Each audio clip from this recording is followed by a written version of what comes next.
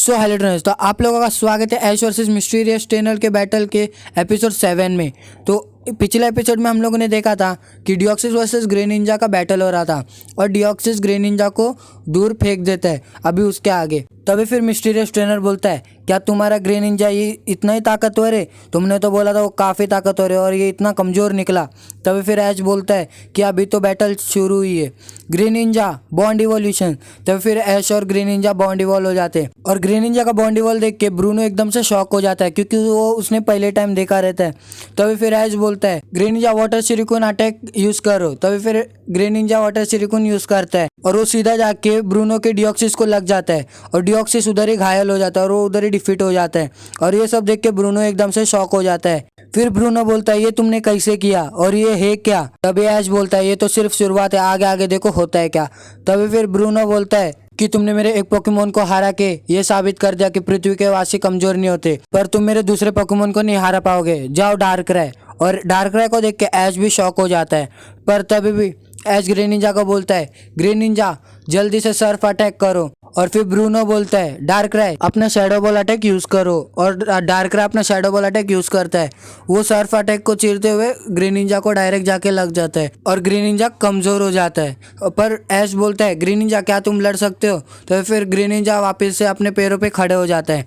तभी फिर ऐश बोलता है, ग्रे निंजा तुम अपना वाटर शूरिकेन अटैक यूज़ करो। और ग्रे निंजा अपना वाटर शूरिकेन अटैक यूज़ करता है और ग्रे निंजा का अटैक डार्कराय की तरफ तेज़ी से बढ़ रहा होता है। पर तभी ब्रूनो बोलता है, तुम अपना शैडो बॉल यूज़ करो। और तभी डार्कराय अपना शैडो बॉल यूज़ करता है और फिर ग्रे निंजा और डार्कराय का अटैक दोनों आपस में भिड़ जाता है और तभी वहाँ पर जोरदार धमाका होता है। और उस धमाके की आवाज़ सुन के वहाँ पर टोबायर्स आ जाता है और टोबायर्स बोलता है, ऐश तुम यहाँ पर क्या कर रहे हो? और ब्रूनो फिर बोलता है, क्या टोबायर्स तुम इसको जानते हो? फिर तभी टोबायर्स बोलता है, हाँ मैं ऐश को जानता हूँ, सीनो लीग में हमारा बैटल हुआ था और इसने मेरा डार्कराय को भी डिफीट किया था। और तभी ब्रूनो बोलता है, अच्छा इसने मेरे डिओक्सिस को भी डिफीट किया है, क्या तुम्हें लगता है कि ये चैंपियनशिप में उतर सकता है? तो फिर टोबायर्स बोलता है, हाँ पर इसके पास इतने पावरफुल पोकेमोन नहीं है कि ये सबको डिफीट कर सकता है।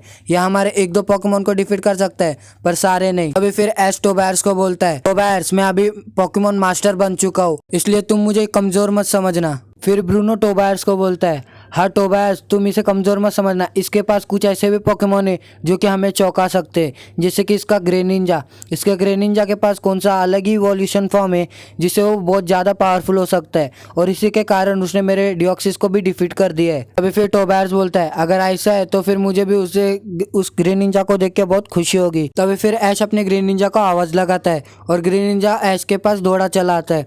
और तभी ऐश अपने ग्रे निंजा को टोबायर्स को बताता है कि ये देखो ये मेरा ग्रे निंजा है। अभी फिर टोबायर्स बोलता है कि अगर जैसा ब्रूनो बोल रहा है तुम्हारा ग्रे निंजा इतना स्ट्रांग है तभी भी तुम्हारे एक पोकेमोन से तुम अपना चैंपियन लीग नहीं लड़ सकते, तुम्हें उसके लिए सारे 6 के 6 पोकेमोन चाहिए और वो भी सारे के सारे स्ट्रॉन्गेस्ट पोकेमोन। तुम्हारे पास एक ही अकेला ग्रे निंजा है, क्या तुम्हारे पास और ऐसे पोकेमोन है? तभी फिर ऐश बोलता है, हाँ मेरे पास और भी ऐसे पोकेमोन है, पर पहले ब्रूनो तुम मुझे मेरा पिकाचू लौटा दो। तभी फिर टोबायर्स बोलता है, क्या ब्रूनो तुमने इसका पिकाचू लिया है? तभी फिर ब्रूनो बोलता है, हाँ वो मेरे पास ही है। तो फिर टोबायर्स बोलता है, इसे फिर वो लौटा दो। तभी फिर ब्रूनो बोलता है, हाँ टोबायर्स मैं इसे पिकाचू तो लौटा दूंगा पर एक शर्त पे, हमारे पास चैंपियन लीग में लड़ने के लिए एक प्लेयर कम है और उधर पे टीम के साथ जाना पड़ता है, इसीलिए हमें ऐश की ज़रूरत पड़ेगी, इसीलिए मैं उसको लेके आया। तो तुम बोलो ऐश, क्या तुम तैयार हो? क्या तुम हमारे पार्टनर बनोगे? तभी फिर टोबायर्स भी बोलता है, हाँ क्या ऐश तुम इसके लिए तैयार हो? तो फिर ऐश थोड़ा सोचने के बाद बोलता है, हाँ पर पहले मुझे मेरा पिकाचू लौटा दो। तो फिर ब्रूनो बोलता है कि हाँ रुको लाता हूँ। तो कुछ देर बाद ब्रूनो ऐश के पिकाचू को लाता है।